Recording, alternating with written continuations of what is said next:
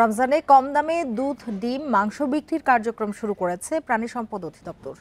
রোববার সকাল থেকে রাজধানীর 25টি স্পটে ফ্রিজিং গাড়িতে চলছে এই কার্যক্রম।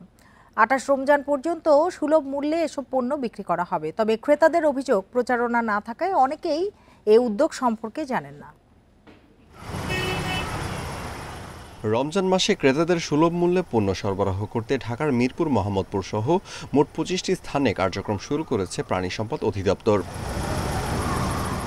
ড্রেসড ব্রয়লার মুরগি বিক্রি করা হচ্ছে প্রতি কেজি 250 টাকায়, দুধ প্রতি লিটার 80 টাকা, ডিম প্রতি ডজন 114 টাকা এবং গরুর মাংস প্রতি কেজি 650 টাকায় বিক্রি করা হচ্ছে।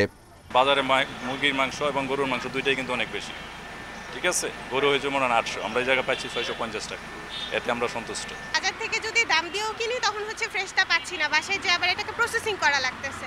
তো সেই হিসাবে এখানে একটু কম পেলে সেটাও মনে হচ্ছে যে ভালোই।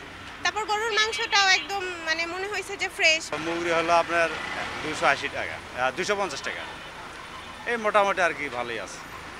তবে ক্রেতাদের অভিযোগ, প্রচারণার অভাব থাকায় অনেকেই এই উদ্যোগ সম্পর্কে জানেন না। এছাড়া অনেক সময় লাইনে দাঁড়িয়ে থেকেও কিছু কিছু পণ্য পাচ্ছেন না ক্রেতারা। মুরগির সরবরাহটা আর একটু বাড়ানোর দরকার। যেমন আজকে 4 জন, আমি লাস্ট পয়েন্টে এসে দুইটা নিতে পারি নাই, আমার মুরগির বাগে নাই। পাবলিশ করতে হবে এক, আর দ্বিতীয়ত হচ্ছে জায়গা বাড়াইতে হবে আর পরিমাণও বাড়াইতে হবে, আমার যেটা মনে হয়। তাহলে হচ্ছে মধ্যবিত্তদের জন্য একটু সুবিধা হবে আর কি। পণ্য বিক্রির ক্ষেত্রে জুলাই বিপ্লবের সময় যেসব স্থানে সাধারণ মানুষের সক্রিয় অংশগ্রহণ বেশি ছিল, সেসব স্থানকে অগ্রাধিকার দেয়া হয়েছে। Amirul Islam, independent news, Dhaka.